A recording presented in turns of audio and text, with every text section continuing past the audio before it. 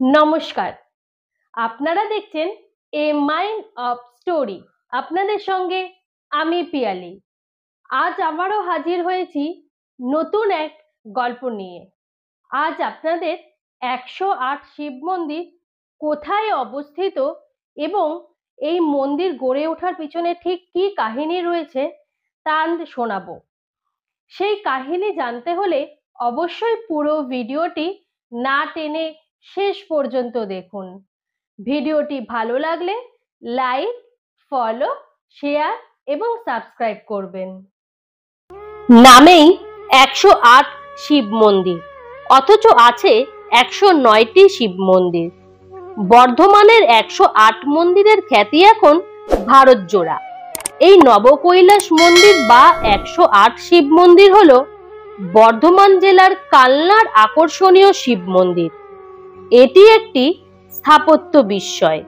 এটি একটি পুঁতির অক্ষমালাকে প্রতিনিধিত্ব করে।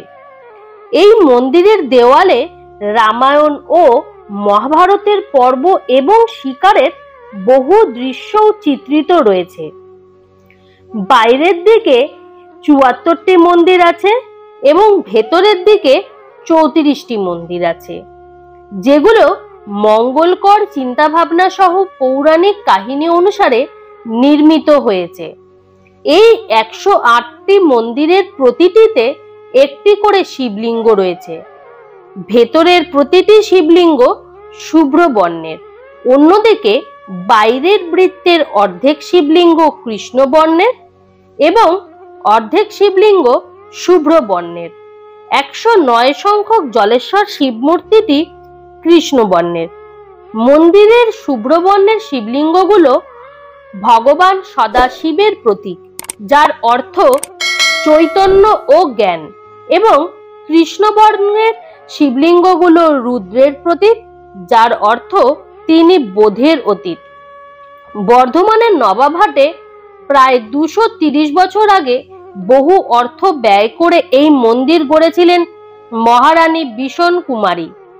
দেশের বিভিন্ন প্রান্ত থেকে সাধু সন্ন্যাসীদের এনে জাঁকজমক করে এই মন্দির প্রতিষ্ঠা করা হয়েছিল।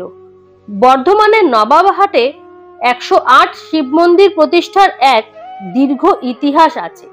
এই মন্দিরের নির্মাণ শুরু হয়েছিল 1788 খ্রিস্টাব্দে, শেষ হয়েছিল 1790 খ্রিস্টাব্দে। সেই সময় বর্ধমান সংলগ্ন নবাবহাট এলাকায় মহামারী দেখা দিয়েছিল। সেই মহামারীতে আক্রান্ত হয়ে বহু মানুষের মৃত্যু হয়েছিল। স্বজনদের হারিয়ে শোকে নিস্তব্ধ হয়ে গিয়েছিল গোটা গ্রাম। সেই সময় মহারানী বিষণ কুমারী ওই এলাকায় মন্দির গড়ে বাসিন্দাদের ঈশ্বরমুখী করে তাদের শোক ভোলাতে চেয়েছিলেন বর্ধমানের মহারানী মা। সেই ভাবনা থেকেই নবাবহাটে এই 108 শিব মন্দির গড়ে তোলেন তিনি। মহা আড়ম্বরে সেই মন্দির প্রতিষ্ঠা করা হয়। জপমালার আদলে 108টি এবং অতিরিক্ত আরো একটি, মোট 109টি স্থাপত্যকে গেঁথে প্রতিষ্ঠা করা হয় এই মন্দির। এই মন্দিরমালার বর্ধমানের এক অনন্য শিল্পকীর্তি। এই 109তম মন্দিরটি প্রতিষ্ঠার সময় সেখানে লক্ষ সাধুর উপস্থিতি ঘটেছিল। মহারানী বিষণ কুমারী তাদের পদধূলি নিয়ে রাজপরিবারের একটি সোনার কলসিতে সংরক্ষণ করে রেখেছিলেন।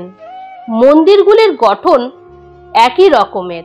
ওড়িশার বালেশ্বরের মন্দিরের আটচালার নকশার আদলে নির্মিত সেই মন্দিরগুলি।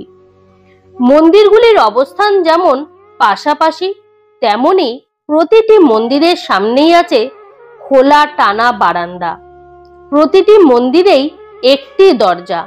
সব মন্দিরেই রয়েছে কোষ্ঠী পাথরের গৌরীপট্ট সহ শিবলিঙ্গ। প্রতিষ্ঠার সময় সবগুলি মন্দিরের সামনেই একটি করে বেলগাছ রোপণ করা হয়েছিল। সারা বছর দেশের বিভিন্ন প্রান্ত থেকে ভক্তরা এই মন্দিরে পুজো দিতে আসেন। আজ আপনাদের বর্ধমানের 108 শিব মন্দির সম্পর্কে শোনালাম। ভিডিওটি কেমন লাগলো তা অবশ্যই কমেন্ট বক্সে জানাবেন। পরবর্তীতে আমরা আবারও আসবো নতুন কোনো কাহিনী নিয়ে।